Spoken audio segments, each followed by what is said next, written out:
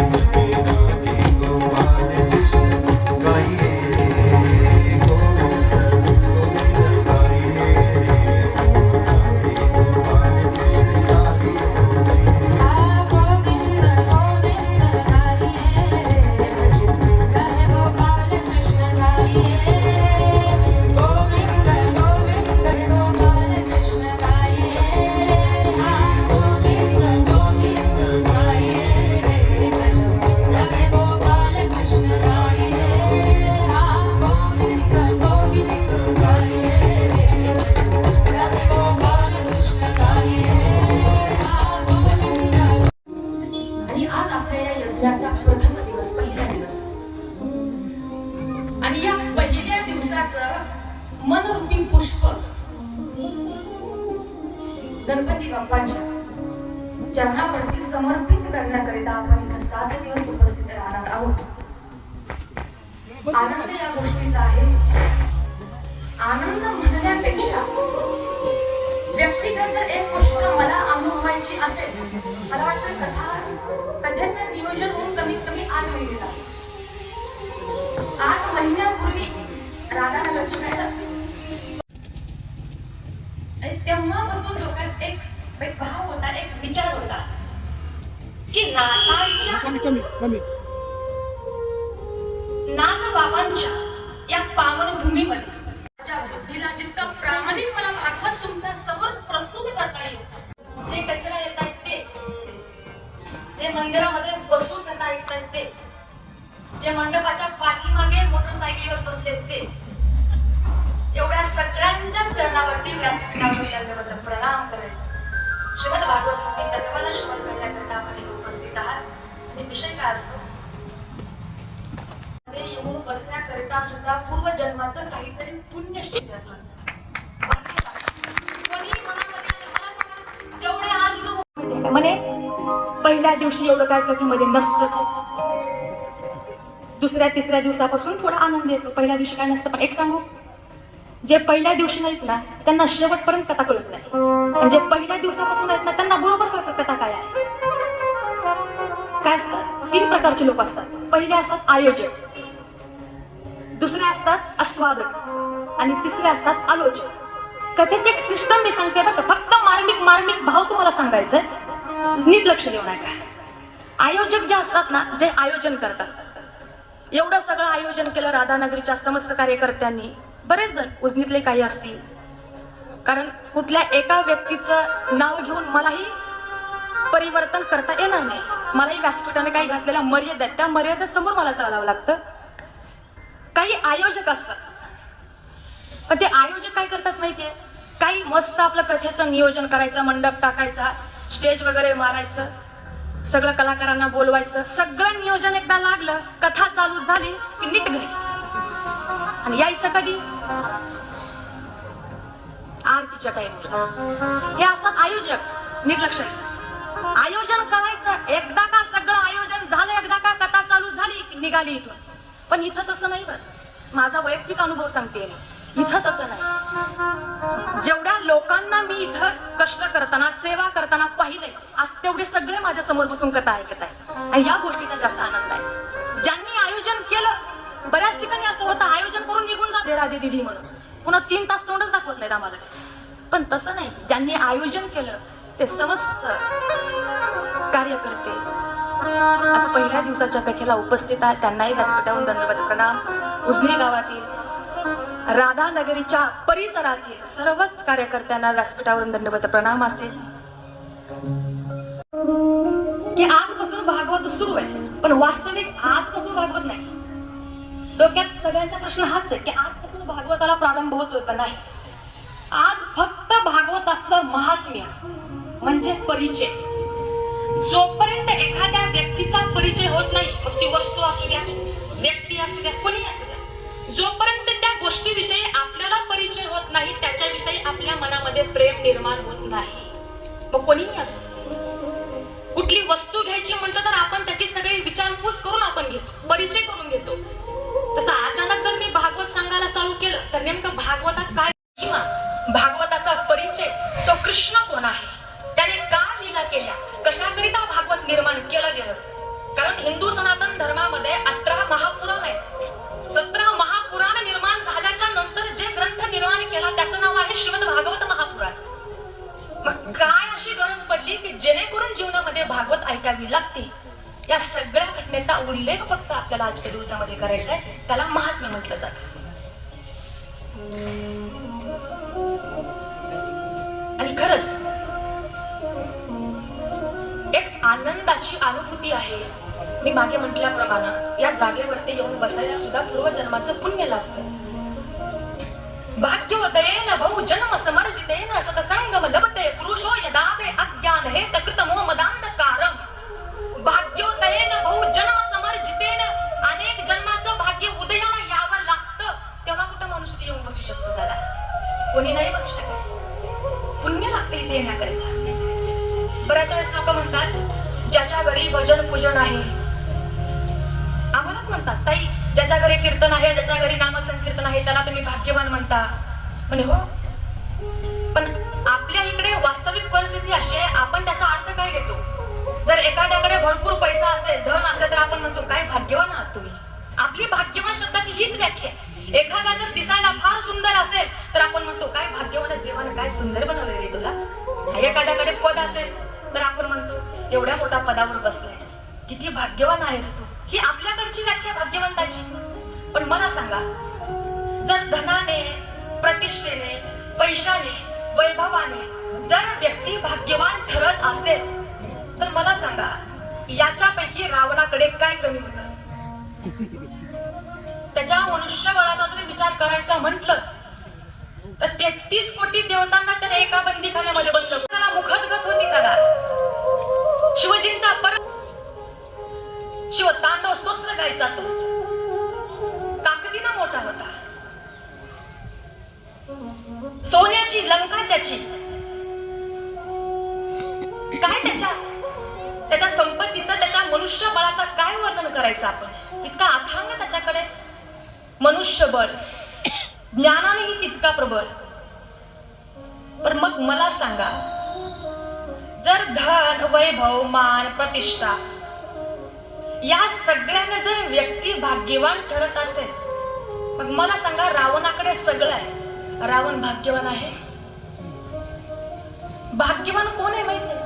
रावणाकडे सगळं होतं, पण रावणाच्या जीवनामध्ये संगती नव्हती, भगवंताचं भजन नव्हतं. आपल्याकडे भलेही धन नाही, भलेही संपत्ती नाही, मान नाही, प्रतिष्ठा नाही, पण भगवंताचं भजन आपल्या जवळ आहे. त्याच्याकडे सगळं होतं, पण तो ईश्वर त्याच्या जवळ नव्हता. त्याच्यामुळे भाग्यवान तो नाही ज्याच्याकडे धन आहे, ज्याच्याकडे संपत्ती आहे, तो भाग्यवान नाही. ज्याच्याकडे भगवंताचं नाम आहे, ज्याच्या जीवनामध्ये भजन आहे, ज्याच्या जीवनामध्ये साधन आहे, तो खरा भाग्यवान आहे. अहो, तुमच्याकडे सगळं आहे पण तुमचे विचारच चुकीचे आहेत, तर त्या भाग्यवंताची व्याख्या कुठे घेऊन ठेवणार तरी? बोला. भाग्यवान आपण आहोत, आपल्याकडे संतांचे विचार आहेत. एवढे विचार कदा मी तर म्हणते संपूर्ण भागवत जाऊ द्या. भागवतातला अर्धा श्लोकार्धम श्लोकोपादम, अर्ध्या श्लोकाचं जरी पठन केलं तरी व्यक्तीला राजसूयज्ञ केल्याचं पुण्य मिळतं. मग आपण 7 दिवस श्लोकसंहिता गाणार आहोत. मग आपलं पूर्वजन्माचं कुठेतरी पुण्य आहे की म्हणून आपण या धर्म मंडपामध्ये येऊन बसतो. काही लोक तरी एवढी विचित्र असतात, इथपर्यंत येते या मंडपापर्यंत, तिथून माघारी जाते. खरंय का खोटं? ओ उजनी बोला, खरंय का? इथपर्यंत येते आणि तिथून माघारी जाते. त्यांचा दोष नसतो, कुठेतरी पुण्य कमी पडतं इथे यायला. इथून येऊन तिथं जातात म्हणजे किती कमाल आहे यांची. आणि झालं असं, एक ग्रहस्थ होता आणि त्या ग्रहस्थाच्या गावामध्ये जसं आपल्या इथं सप्ताह चालू आहे तसं सप्ताह रात्रीची कथा होती 8 ते 11. आणि ते ग्रहस्थ त्यांना तात्या म्हणायचे. ते तात्या हातामध्ये काठी, खांद्यावरती घोंगडी, हातामध्ये बॅटरी घेऊन रात्रीच्या टायमिंगला शेताकडे निघाले. आणि इकडून तात्या निघाले आणि इकडून अण्णा येत होते. अण्णांनी तात्याला पाहिल्याबरोबर म्हटले, तात्या राम राम. म्हणे हो राम राम, बोला काय म्हणताय? म्हणे काही नाही, आपल्या राधानगरीमध्ये एवढं भव्य दिव्य कथेचं नियोजन केले, 8 ते 11 कथा आहे. चला म्हणे, त्याच्यातला 1 तास तर असाही भजनामध्ये निघून गेलाय, राहिले फक्त 2 तास, थोडं काहीतरी 4 शब्द ऐकून येऊया, चला म्हणे. तात्या म्हणले कथेला यायची अडचण नाही, पण मुद्दा असा आहे, कथेमध्ये गेले की मला झोपच येते. म्हणे मग? म्हणे काही नाही, मी काय कथेला येत नाही, तुम्ही काम करा, तुम्ही आपलं जा कथा ऐका, मी आपलं उसाला पाणी देण्याकरता निघालोय, मला पण डिस्टर्ब झालं होतं म्हणे. पण मी निघालो तेवढ्यात एका घरातून भांडणाचा आवाज येऊ लागला. म्हणलं बघावं तर नेमकं कोणाच्या घरामध्ये भांडण चालू आहे. म्हणून बघण्याकरता गेलो तर माझ्याच नातेवाईकांमध्ये भांडण चालू होतं. म्हणे मग काय नाही, भांडण चालू होतं, मी खूप सोडवण्याचा प्रयत्न केला पण सोडवलंच नाही. निवांत बसलो, सगळं भांडण बघितलं, म्हणून 2 तास इथं कशी गेले कळालंच नाही. मला सांगण्याचा मुद्दा काय, लोक 2 तास भांडण ऐकतील पण इथे येऊन बसत नाही. खरंय की खोटं आहे? 2 तास लोकांची भांडणं ऐकतात पण 2 तास इथं येऊन भजन करू शकत नाहीत ते. 7 दिवस कथा तुम्ही श्रवण करताय, आनंद या गोष्टीचा. पण आज प्रथम दिवस असल्यामुळे परिचयाचा दिवस, आणि मला असं वाटत नाही की मला तुमचा परिचय नसेल आणि तुम्हालाही माझा परिचय नसेल. बरोबर आहे का? जे मला माझा परिचय करून द्यायची गरज नाही, कारण मी तुमच्या सगळ्यांचीच मुलगी आहे. माझ्या सगळ्या बसलेल्या आई आणि माझे सगळे बसलेले बाबा आणि सगळे भाऊच आहेत तिकडे. त्यामुळे माझा व्यक्तिगत परिचय करून द्यायची काही गरज नाहीये तुम्हाला. आणि काय असतं, आता आमचे दादा आले सगळे, आमचे ऋषिकेश भैया, आमचे माऊली दादा, आमचे आनंद भैया, हे फार दुरून प्रवास करून आले बरं. आणि सगळ्यांचं काय असतं, कुठल्याही कलाकाराचा परिचय त्याच्या नावावरून केला जात नाही.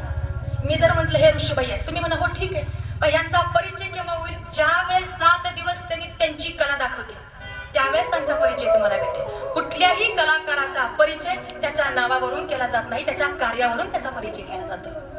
तसं आमचे ऋषी भैया फार दुरून दादा आलेत, आमचे सगळे प्रवासातून येऊन आल्याच्या नंतर डायरेक्ट ते व्यासपीठावर आले. आमचे बोरगावचे माऊली दादा पिंपरे, मृदंग विशारद, आणि माऊली दादांकडे असा एकही गोष्ट नाही की त्यांना येत नाही. तबला वाजवायला सांगा तबला वाजवते, पखवाज वाजवायला सांगा पखवाज वाजवते, कीर्तनामध्ये चाल म्हणायला उभं करा, गायन सम्राट पण ते. सर्व गुण संपन्न व्यक्तिमत्व आमचे माऊली दादा. आमचे आनंद भैया लोहिया हे पण आंबेजोगाईवरून आलेले आहेत. तबला विशारद यांचंही वारकरी गुरुकुल आहे आंबेजोगाईमध्ये. 25 मुलं यांच्याजवळ शिकायला आहेत, पखवाज शिकायला, तबला शिकायला. दादाही आहे, दादांनाही व्यासपीठावर प्रणाम. पुन्हा आमचे नितीन भैया जालन्यावरून आले बरं. नितीन भैया नाही, पॅडवादक, ऍक्टो पॅडवादक, फार सुंदर सेवा. मला यांचा परिचय आहे, फक्त तुम्हाला करून देते, कारण 7 दिवस आता यांच्यासोबतच आपल्याला डान्स करायचा इथं. मला आहे परिचय. आमचे नितीन भैया सुंदर ऍक्टिव्ह पॅडवादक, त्यांनाही व्यासपीठावर दंडवत प्रणाम. परत एकदा पुन्हा आपल्या जीवनामध्ये भेटेल माहिती नाही, पण आज भेटतोय ना त्याचा आनंद आपण घ्यायचा.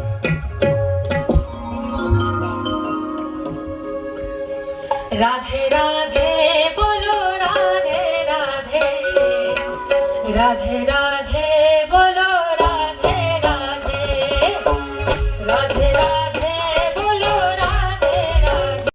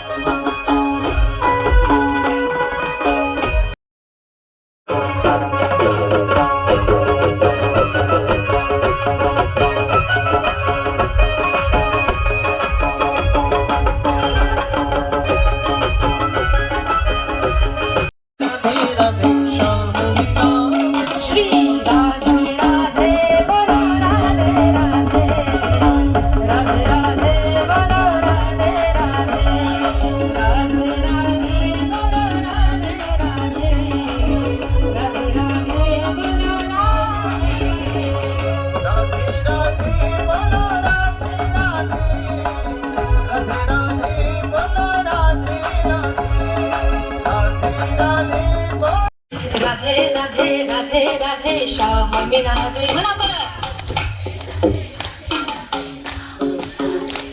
क्या बात आहे. आता फक्त पुरुष. राधे राधे राधे राधे श्याम मिलादे. राधे राधे राधे राधे श्याम मिलादे. फक्त पुरुष. आपका आवाज नहीं येत आहे. साथ में राधे राधे राधे राधे श्याम मिलादे. राधे राधे राधे राधे श्याम मिलादे.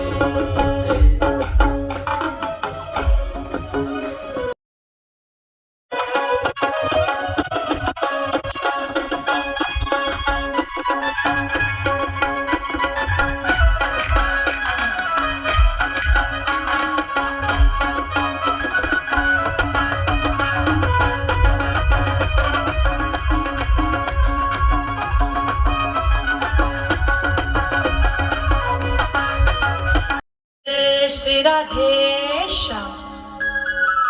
माझी आई, मी हात वरी केल्यावर तर कमीत कमी हात वरी करा. फक्त महिलांना सांगितलं वाटते मी. ज्या वेळेस मी गजर घेईल त्यावेळेस हात असा वरी करायचा. असा नाही बरं, असा. हा, आणि असाच असला पाहिजे. जय जय श्री राधे ज्यावेळेस 3 वेळेस मी म्हणेन, राधे मी म्हणणार, श्याम फक्त तुम्ही सगळ्यांनी म्हणायचं. ठीक आहे, चला. जय जय श्री राधे. आता नाही, लय गडबड बाबा. 3 वेळेस मी राधे म्हटल्याच्या नंतर शेवटी तुम्ही फक्त एकदा श्याम म्हणायचं. जय जय श्री राधे. जय जय श्री राधे. जय जय श्री राधे. नाही, पहिला दिवस आहे, थोडा परिचय ह्याला वेळ लागतोय. एकदा माहिती झाली की मग काही नाही, आनंदच आहे. केलं पाहिजे. जय जयकार करताना सगळ्यांनी हात वरी करून मोठ्याने जय जयकार करायचा, आनंद घ्यायचा. परिचयाचा दिवस आहे. एक 10 मिनिट सत्कार समारंभाचा कार्यक्रम होईल. त्याच्यानंतर काही लिलांचं चिंतन आपण करूयात. चला, एक 10 मिनिट कलाकारांचा सत्कार करायचा आपल्याला. सत्कार झाले की मग पुढील चिंतन. हे सुद्धा लक्षात ठेवा. आणि आपणच थोडं कम नशीब आहोत. 2 वर्षापूर्वी शुभागी दिदीची भागवत पूर्ण झालं, परंतु आम्ही उजनीचे लोक खूप दुर्दैवी आहोत. खर तर पहिली कथा ही या गावामध्ये आपल्या दिदीची व्हायला पाहिजे, पण ती झाली. महाराष्ट्राच्या कानाकोपऱ्यात झालं. परगाव मालेगावला झाली ना, माजलगावला 2 एकर मध्ये मंडप होता. विचार करण्यासारखी गोष्ट आहे. साधं नाही, म्हणजे जिथं पिकतं तिथं विकत नाही अशी गोष्ट झालेली. तर जास्त वेळ न घेता या ठिकाणी या सर्व कलाकारांचं मी पहिल्यांदा माझ्या या उजनीच्या संत सद्गुरू गणेशनाथाच्या नगरीमध्ये त्यांचं मनापासून आणि हृदयापासून हार्दिक हार्दिक स्वागत करतो. या ठिकाणी आपल्याला आता 7 दिवस यांच्या सोबत साथ संगत तुम्ही जेवढ्या पद्धतीने. श्री राधे. जय जय श्री राधे. आवाज आलेला नाही, फक्त आवाज मोठा आहे. वा. जय जय श्री राधे. जय जय श्री राधे. जय जय श्री राधे. बसलेल्या कुठल्या बाहेरच्या श्रोते नाही, सगळे माझ्या आई, सगळे माझे दादाच आहेत. त्याच्यामुळे कथाही आपलीच, वेळही आपलीच, आपलंच. त्याच्यामुळे आनंद. हात वर घ्या सगळ्यांनी. आणि मी टाळी म्हटल्याबरोबर सोबत टाळी वाजवायची. बरं, मी टाळी म्हटली की सोबत द्यायची. ठीक आहे, चला. कोणाकोणाचं लक्ष कथेमध्ये आपण पाहू. टाळी टाळी.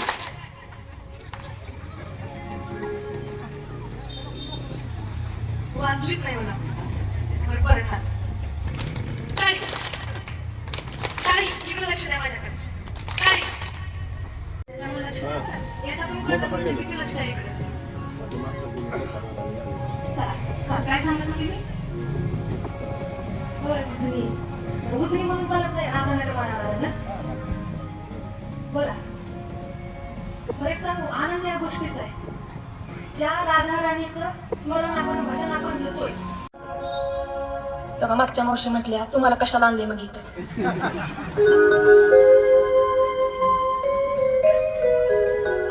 काय सांगत होते? जोपर्यंत मी काय म्हटलं, जोपर्यंत तुम्ही उत्तर देत नाही तोपर्यंत मी काय पुढे चालत नाही. म्हणजे सगळी कथा तुमच्यावर अवलंबून आहे. नाही बरं, इथं होमवर्क असतो. आजचा होमवर्क दिला, उद्या येताना करून यायचं. सांगा काय सांगत होती?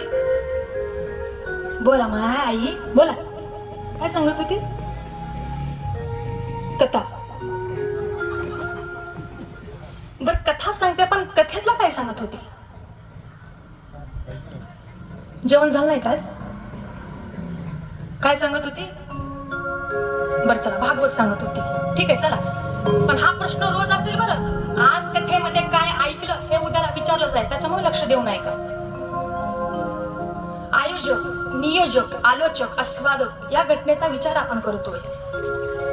आणि भागवताचं चिंतन सांगत असताना मी तर म्हणते की सगळं भागवत जाऊ द्या, भागवतामध्ये 18,000 लवकर समजतं.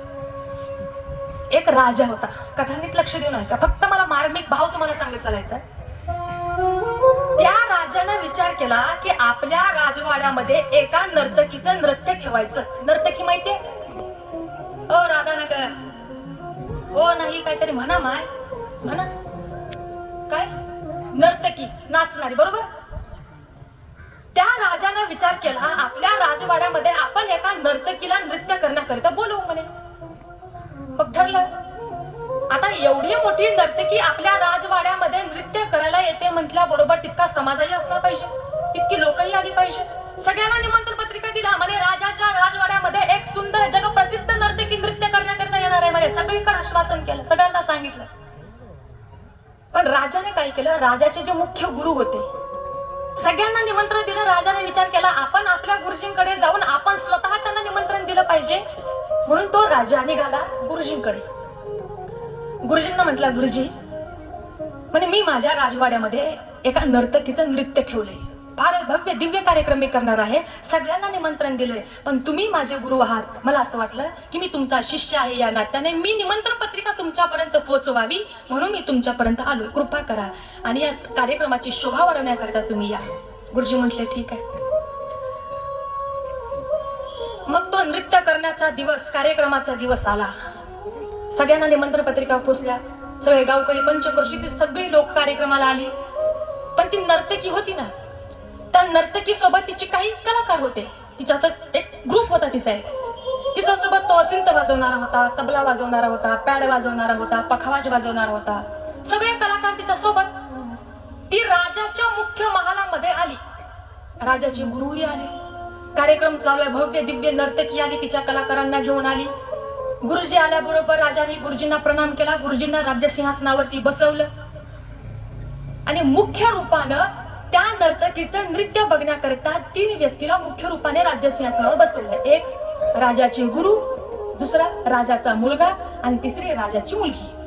मला फक्त काय सांगायचंय, व्यक्तीच्या जीवनामध्ये चांगल्या विचाराचा काय प्रभाव पडतो हे सांगण्याकरिता मला तुम्हाला दृष्टांत सांगायचंय. सगळे आले, कार्यक्रम चालू झाला. 10 वाजता रात्री तिचं नृत्य चालू झालं. 10 पासून पहाटे 4 पर्यंत तिला राजवाड्यामध्ये नृत्य करायचं होतं. रात्रीच्या 10 पासून नृत्य चालू झालं, पण नृत्य चालू होण्या अगोदर राजाने सगळ्या राजवाड्यातल्या लोकांना, तिच्या मुलाला, मुलीला, सगळ्यांना सांगितलं जर हिच्या नृत्यामधलं जर तुम्हाला काही आवडलं तर तुम्ही तुमच्या आनंदाने तुम्हाला जे काही बक्षीस तिला द्यायचंय ते तुम्ही द्या. सगळ्यांनी होकार दिला. म्हणे ठीक आहे. नृत्य चालू झालं. एवढं सुंदर ती नृत्य करू लागली, एवढं सुंदर नृत्य, पण झालं असं रात्रीच्या 10ला नृत्य चालू झालं. 4 वाजता संपणार आहे म्हटल्याबरोबर 3 वाजता केला. ज्या वेळेस तो दबलेवाला झोपत होता त्यावेळेस एक उपदेश केला. काय उपदेश केला? बहुबीती थोडी रही, पल पल रही बिताय. काय म्हटली? तो नर्तकीला काय म्हणतो? ती नर्तकी त्या तबल्यावाला म्हणते बहुबीती थोडी रही, पल पल रही बिताय.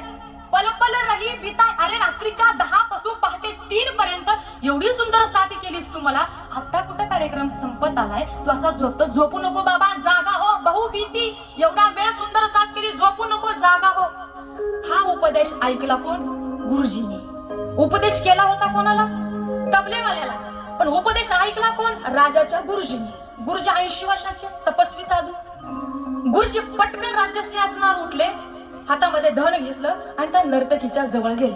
नर्तकीला म्हटले धन्य आहात, फार छान तुम्ही उपदेश केला, हे घ्या, मला फार आनंद वाटला. राजा पटकन जागेतून उठला. ह्या नर्तकीच्या नृत्यामधलं नेमकं याला काय आवडलं असेल बरं गुरुजींना, की जेणेकरून गुरुजी पटकन राज्यसिंहासनावर उठले आणि तिला धन बक्षीस देण्याकरिता उठले. कसं काय, काय आवडलं काय? राजाला राहवलंच नाही. राजा विचारू लागला, गुरुजी हिच्या नृत्यातलं हिच्या नाचण्यामधलं तुम्हाला नेमकं आवडलं तरी काय, तुम्ही एवढ्या घाईघाईने उठून तुम्ही ना बक्षीस दिलं म्हणे. त्यावेळेस गुरुजींनी सांगितलं, राजा तिने जो उपदेश केला ना तो मला फार आवडला. काय उपदेश केला? बहुबीती थोडी रही पल पल रही बिताय. तिनं मला या उपदेशातून सांगितलं, अख्खं आयुष्य तुम्ही परमार्थामध्ये घालवलं, आता उतार वयाला आलात तर एका तरुण मुलीचं नाच बघण्याकरता तुम्ही राज्यसिंहासनावर येऊन बसलात. हे तिनं मला सांगितलं, अख्खं आयुष्य तुम्ही परमार्थामध्ये घालवलं महाराज, आणि आता उतार वयाला आल्याबरोबर तुम्ही एका नाचणाऱ्या मुलीचं नृत्य बघताय का म्हणे. हे तिनं मला सांगितलं. प्रणाम करून गुरुही तिथून निघून गेले. नृत्य चालू आहे. पटकन राजाची मुलगी उठली आणि मुलगी उठून तिने हातामध्ये बक्षीस घेतलं. बक्षीस घेतल्याबरोबर दिलं. राजाला रावलं नाही. राजा म्हटला, बाळा तुला हिच्या नृत्यात असं काय आवडलं जेणेकरून तू बक्षीस दिलं. त्यावेळेस ती नर्तकी, तो तबलेवाला, या सगळ्या संबंधामध्ये त्यांचं बोलणं चालू आहे. विचारलं काय आवडलं. मुलगी म्हणली, बाबा तिनं जो उपदेश केला ना तो उपदेश मला फार आवडला. काय उपदेश केला? बहुपीती थोडी रही पलपल रही पिताय. मला सांगा बाबा, तुमची मुलगी लग्नाच्या वयाला आली, तिला तुम्ही स्थळ शोधण्याऐवजी, तिला तुम्ही चांगला पती शोधण्याऐवजी, तिच्यासाठी चांगला वर शोधायचं सोडून तुम्ही एका तरुण बाईला आपल्या राजवाड्यामध्ये आणून तुम्ही तिला नृत्य करताय, नृत्य बघताय. वास्तविक आज रात्री मी आपल्या प्रधानासोबत पळून जाणार होते, पण तिनं सांगितलं बहुभीती थोडी राही. अरे एवढे वर्ष वाट पाहिलीस ना, अजून थोडे दिवस पहा. तिनं सांगितलं, एवढे वर्ष वाट पाहिलीस ना तू, अजून थोडे दिवस वाट पहा ना. काय फरक आहे, बापाने गेला कुठल्या तरी गोष्टीला कलंकित लागेल पळून गेलीस तर. तिनं हा उपदेश ऐकला. पुन्हा राजाचा मुलगा उठला. मुलगा पटकन उठला, हातामध्ये बक्षीस घेतलं, पटकन धन तिच्या जवळ दिलं. राजा म्हटला, तुला हिचं नृत्यातलं काय आवडलं? गुरुजींना आवडलं, मुलीला आवडलं, पण तुला हिच्यातलं काय आवडलं की जेणेकरून बक्षीस दिलं? मुलगा म्हणला, बाबा एवढे वर्ष झालं मी विचार करत होतो तुम्ही सगळी प्रॉपर्टी माझ्या नावावर कराल, सगळे धन माझ्या नावावर कराल. खर तर मी असा मला रात्री मारून तुमचा जीव घेऊन सगळी प्रॉपर्टी माझ्या नावावर करणार होतो आज रात्री, पण ह्या नर्तकीनं सांगितलं बहुभीती थोडी रही. एवढे वर्ष वाट पाहिलीस ना, अजून थोडे दिवस बघ. तिनं सांगितलं मला. मग राजाच्या लक्षात आलं आपलं काहीतरी चुकतंय, काहीतरी आपलं चुकतंय. म्हटल्याबरोबर राजाने त्या नर्तकीला प्रणाम केला, सगळं राज्य मुलीचा विवाह करून दिला, गुरुजींच्या चरणावरती सगळं आपलं जीवन समर्पित करून, सगळी प्रॉपर्टी मुलाच्या नावावरती करून अखंड देवाचं भजन करण्याकरिता वनाच्या दिशेने निघाला. मला सांगायचं काय होतं, जर एका नाचणाऱ्या नर्तकीच्या शब्दाचा परिणाम जर आपल्या जीवनामध्ये होऊ शकतो, तर संतांच्या विचाराचं काय घेऊन बसलाय तुम्ही? बोला. सर्वसामान्य नर्तकी, अरे जिच्या नाचण्याचे आपलं जीवन बदलू शकतं, तर 7 दिवस तुम्ही 3 तास भागवत श्रवण करणार आहात. एक तरी शब्द, मी म्हणत नाही सगळं भागवत तुम्ही आत्मसात करा, मी म्हणत नाही तुम्ही सगळे श्लोक पाठ करा, मी म्हणत नाही 3 तास जी कथा सांगते तो तुम्ही ऐका, असं मी म्हणत नाही. फक्त एक सिद्धांत, एक तरी कथा आपल्या जीवनाला दिशा देणारी असेल, ती कथा आपण आत्मसात करा, एवढीच विनंती असते. आनंद या गोष्टीचा, म्हणून भाग्यवान आहोत आपण, कारण जी भागवत देवतांनाही दुर्लभ आहे भागवतामध्ये कथा. स्वर्गातील देवता भागवत मागण्याकरिता आले होते, तरी त्यांना भागवत नाही भेटली. पण आपण परम भाग्यवान आहोत की आपल्या जीवनामध्ये श्रीमद भागवत प्राप्त होते. पण एक सांगू, बरेच जण विचार करत असतील एवढे बसलेल्यापैकी, बरं मी खूप दिवसापासून प्रयत्न करत होते, साधना करत होते, म्हणून माझ्या जीवनामध्ये मला 7 दिवस कथा ऐकायला भेटते.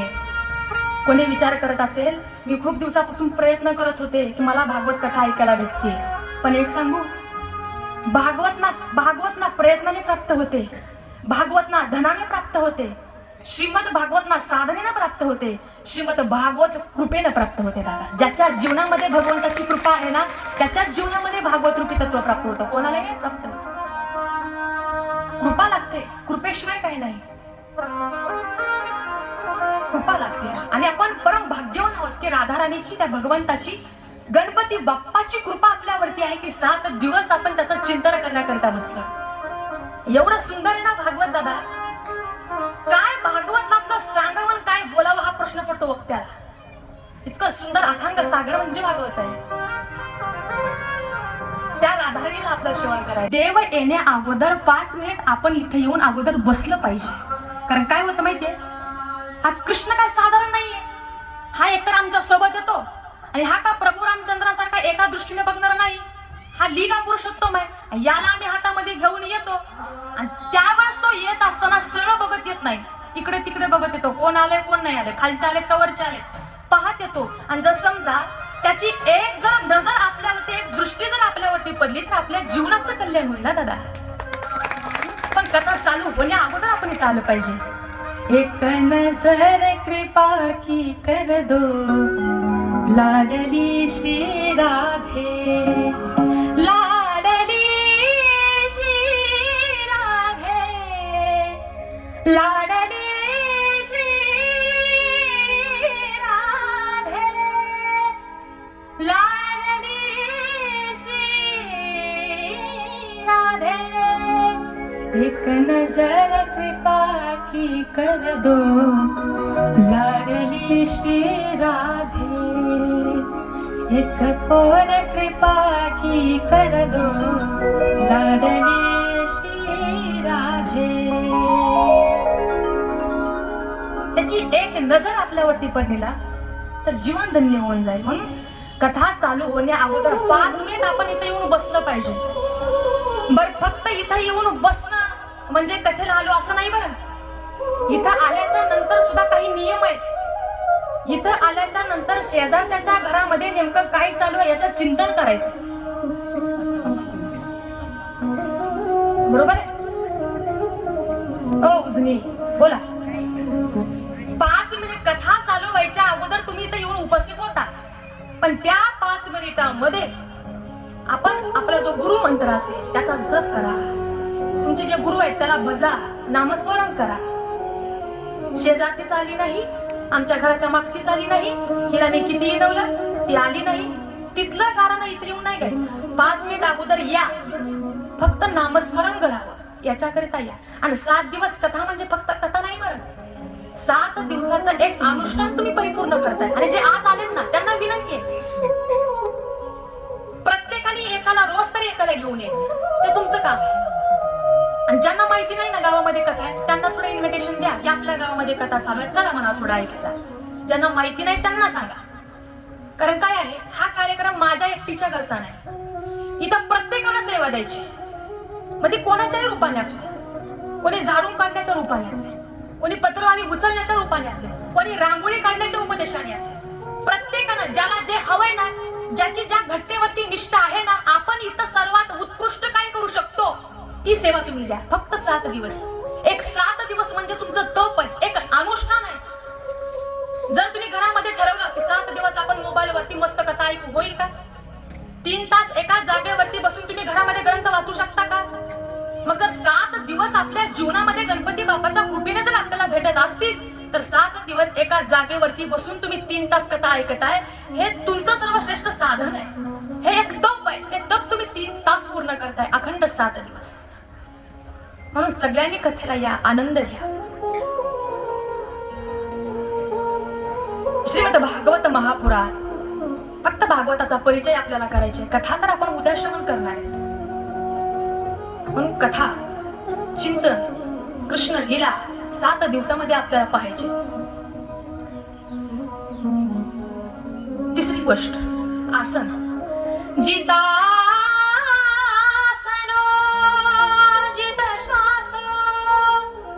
जित संग जितेंद्रिय स्थूले भगवतो रूपे मनः संधारय धिया. जितासन, आसन परिपक्व असलं पाहिजे.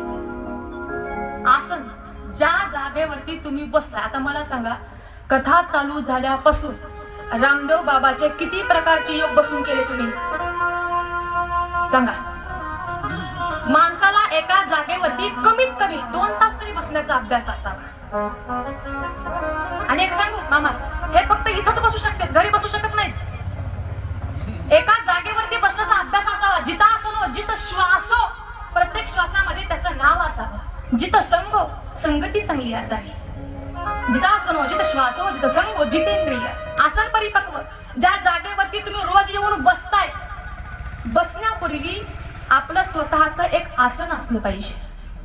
काय असलं पाहिजे?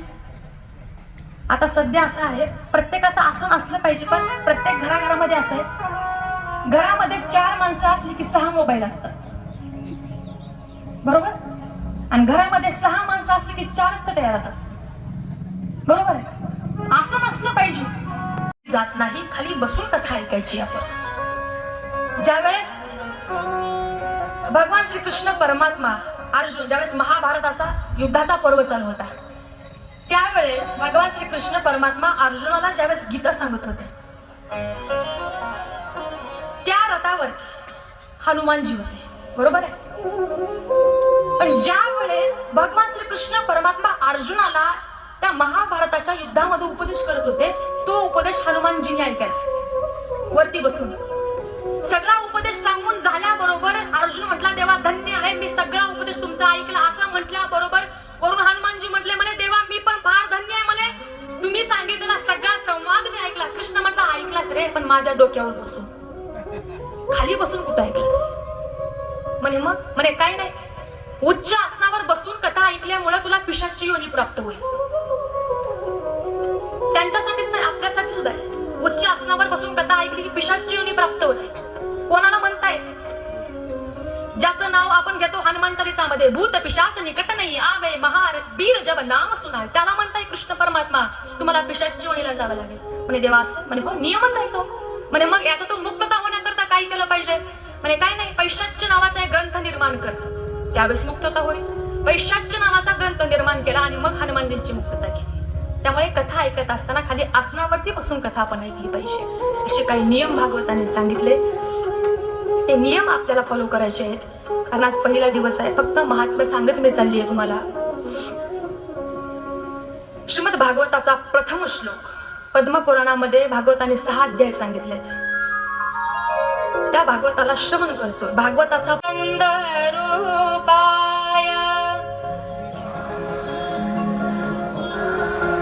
सच्चिदानंद रूपाय विश्वोत्पत्त्यादि हेतवे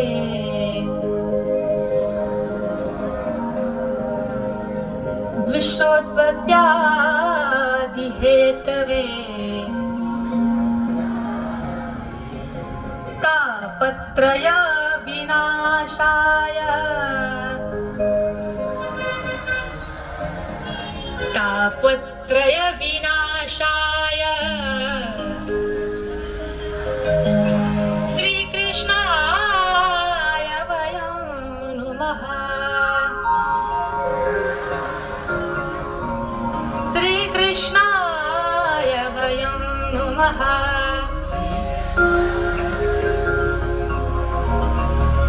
भागवतातला पहिला श्लोक आणि हा श्लोक पाठ करायचा बरं. 18,000 श्लोक भले आपल्याला वाचता येत नसतील, पण भागवतातला एक तरी श्लोक आपल्याला आला पाहिजे का नाही? 7 दिवस भागवत ऐकतोय, 7व्या दिवसापर्यंत श्लोक पाठ करायचा. काय काय महिला मंदिर आमच्या जवळ का भागवत आहे का श्लोक पाठ करायला? गुगल वरती सर्च करा, श्रीमद भागवतातला पद्मपुराणातला भागवतातला पहिला श्लोक लगेच भेटेल तुम्हाला. श्लोक पाठ करायचा पहिला. का पाठ करायचा? ज्या हिंदू सनातन धर्मामध्ये ज्या वारकरी संप्रदायाच्या आपण पायी आहोत, तो ईश्वर कसा आहे आपल्याला आपल्या देवाचं स्वरूप सांगता आलं पाहिजे, त्याचे गुण आपल्याला सांगता आले पाहिजे, म्हणून हा श्लोक पाठ करा. भगवंताच्या स्वरूपाचा आणि भगवंताच्या कार्याचा परिचय करून देणारा हा प्रथम श्लोक आहे. सच्चिदानंद रूपाय विश्वोत्पत्त्यादि हेतवे तापत्रय विनाशाय श्रीकृष्णाय वयं नमः. प्रथम श्लोक. ज्या प्रथम श्लोकामध्ये भगवंताच्या स्वरूपाचा आणि भगवंताच्या कार्याचा परिचय करून दिला. प्रथम शब्द आहे सत्य. सत्य. बरं मला सांगा, सत्य म्हणजे काय? बोला. सत्य म्हणजे खरं. बोला की सत्य म्हणजे खरं. पण सत्य कशाला म्हणतात? फक्त खरं आहे म्हणजे सत्य का?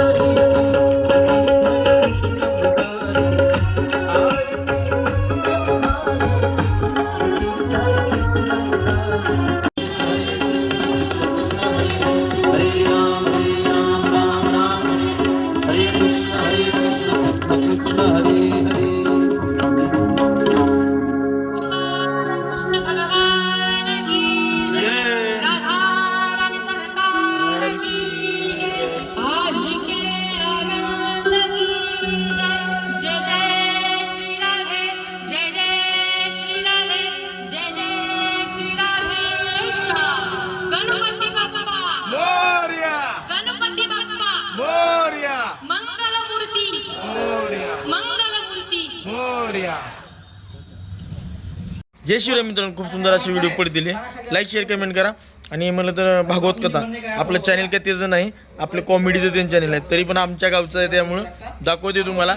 बघा, लाईक शेअर कमेंट करायचं विसरायचं नाही. जेवढं होईल तेवढं दाखवत राहील. सपोर्ट करा. तुमच्या भावाला म्हणा या दोस्ताला म्हणा, तुम्हाला काय समजायचं समजून घ्या. तसं काय नाही विषय, सपोर्ट करा फक्त. बघा मग आता वरचीवर पडत राहतील व्हिडिओ 7 दिवस 100 बडकी 1. बघा मग.